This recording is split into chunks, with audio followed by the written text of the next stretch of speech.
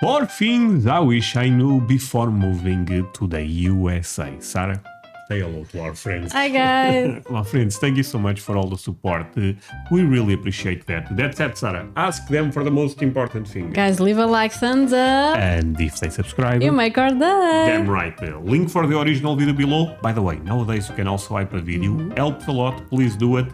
Let's go. In all honesty, it is so different from what I thought it was going to be. Hi guys, and welcome back. Today we're going to be talking about the things I wish I knew before moving to the United States. So for a little bit of context, in case you didn't know, I am a Canadian who is living in the United States. I moved here about 10 months ago now for university. We often talk about the similarities between the United States and Canada, and there definitely are a lot of those. Yeah. But there are also a I actually think it's the country that is the most similar to the United States. Is Canada. Yeah. They are neighbors, kind of makes sense. They have the same language. Same language, even though certain regions in Canada speak French. Oh yeah, that's true. But I think mostly is English. Okay. I could be wrong here, I'm not sure. But they share a lot of culture, I think. lot of differences, particularly between Canada and the American South, like Texas, where I live right now. And I think Texas. that's But for example, in Texas, maybe for example, because America is so big that saying that they share culture with a region is a bit tricky. I think it depends on the state. Maybe New Mexico, Texas, those states, they probably share more culture with Mexico. Yeah, Probably. makes sense. It Yeah. makes sense, right? But I think if we have to pick one, I still go with Canada because of the British / European influence that ended up. Okay, they have a lot of history. Yeah. But I could be so wrong here. between Canada and the American South, like Texas, where I live right now. And I think that that's definitely something that I underestimated, the amount of differences that there are. And now that I've been here for a little while and I'm able to reflect on it, I feel comfortable talking about the things that I wish that I knew right off the bat. Sorry, but before we go into the first point, so she went from Canada to Texas. But again, correct me if I'm wrong, my friends, but I think if she went from Canada to Vermont, I think the culture shock would not be that big. Okay. It will be still, there is certain American things that are common in all states, but I think Texas is a very particular state, you know what I mean? I think if she went to Vermont, maybe Michigan, I think it will be a bit Different. easier and easier for her probably.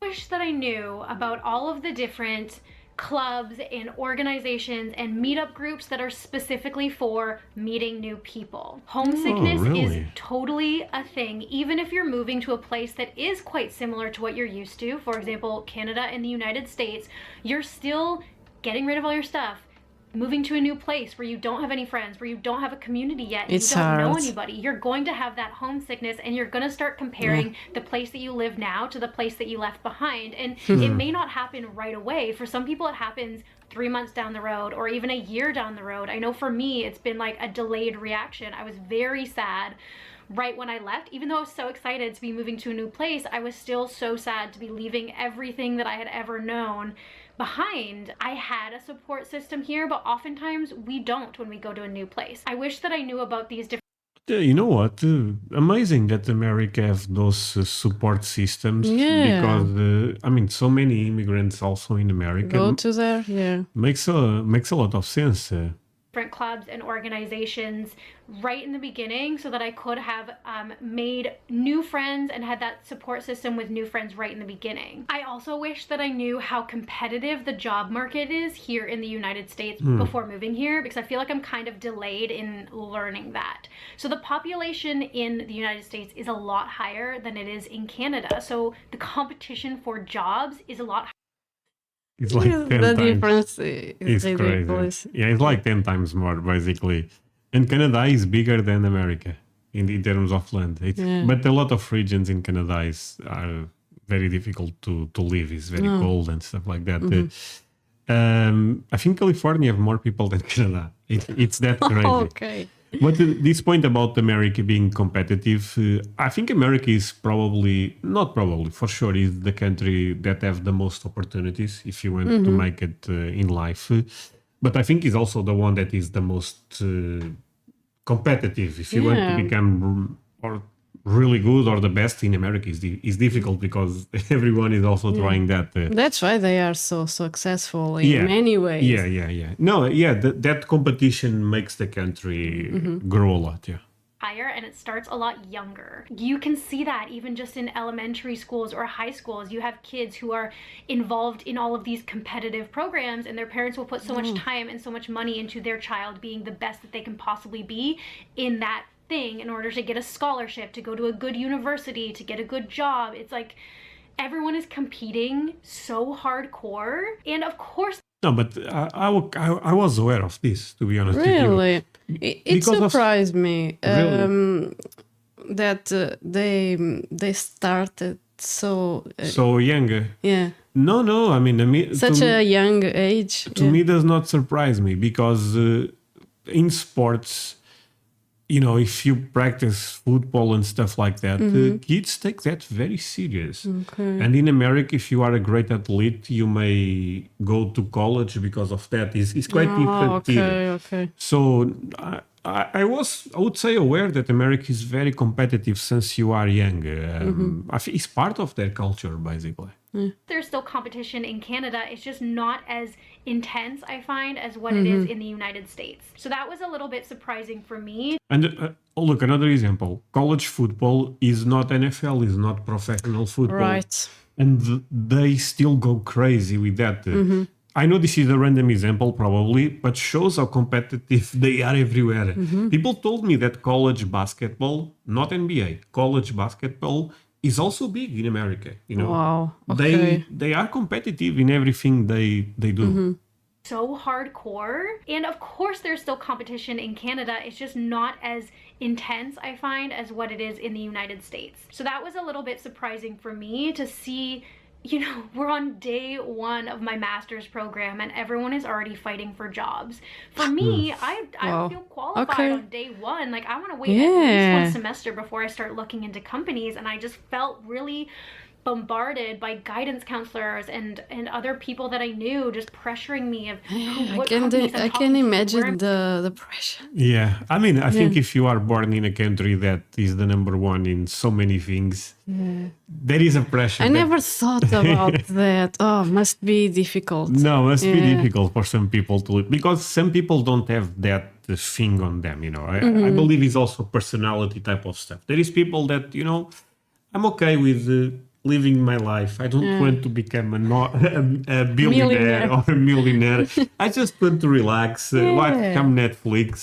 But I think in America, maybe people struggle if they are like that. Not struggle in the sense that they don't live good lives, but That's interesting. competition It is is a big. culture shock. Oh, yeah, it is a this culture- type of mentality. it's a culture shock. I mean, even when we react to military stuff, we know that America is the number one country in the world. But sometimes I say something maybe China have a better jet here or in a specific category. for example. They go crazy.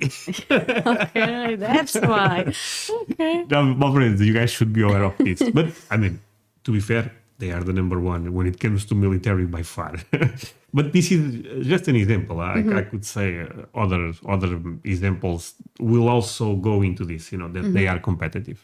Putting in my resume, but once I kind of realized that the competition is like that, I can kind of navigate it in a way that feels comfortable for me. Cultural differences and word differences is another thing that I wish I knew before I moved to the United States. There are some things that I did already know, like I knew that Canadian English and American English is a little bit different. We spell some things differently, and I obviously knew that Americans celebrate different holidays than we do, and Again, but here I think it's normal. If she told me she is American, I would believe it. Yeah, I cannot cannot tell tell. the difference. Yeah. My friends, you guys can't tell the difference in their accent because we can't, right? Yeah. This sounds normal American English to us. stuff like that, but there are some things still that I didn't realize until much later. And also because there is so many accents in America. Yeah, they have so many regions, so many states. Yeah, people from Boston speak very different than people. They speak the same language, but sounds different than someone in Texas or Louisiana or California. So For me, this sounds normal. I cannot tell the region, maybe California, but it sounds very normal to me.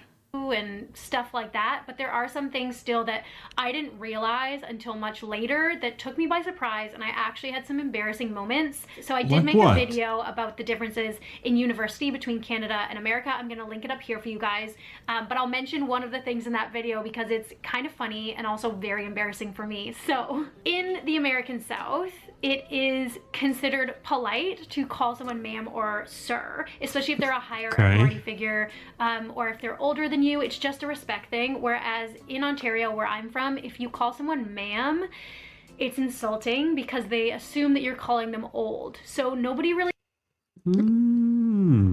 didn't know about this, honestly. To avoid to be disrespectful, it's important to know how to approach people in a different country. That's why it is important to know the culture before coming. No, I mean, even visiting. But the tricky part is this is different from state to state, from what I understand. You know what I mean? He says it there, and everybody here says ma'am and sir, and they address their teacher formally, which I'm not used to because in university in Canada, we called our teachers by their first name. Like day one, that's just what the norm is in Canada. And in here, that is a big no-no. You don't do that in the United States unless they specifically tell you to do so. So I had some embarrassing moments right in the beginning, and I feel like I started some relationships on not the best note, and that's definitely something that I wish I had known before moving here to just spare myself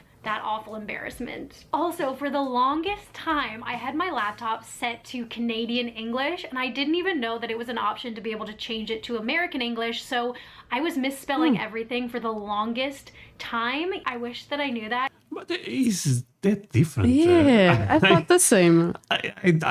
I have no idea about this, actually. I thought it was kind of like the same language. What? You can actually change your keyboard to a different language, so if you haven't done that already, definitely do that. Okay. The last thing that I really wish I knew before moving to the United States is politics. I couldn't do a video about the United States without talking about politics. Before moving here, I did not know anything about American politics, apart from, you know, the obvious stuff that everybody hears about. But I find that here in the United States, people are better versed in politics than what the average Canadian is in their own politics. So a lot of Americans, they know. No.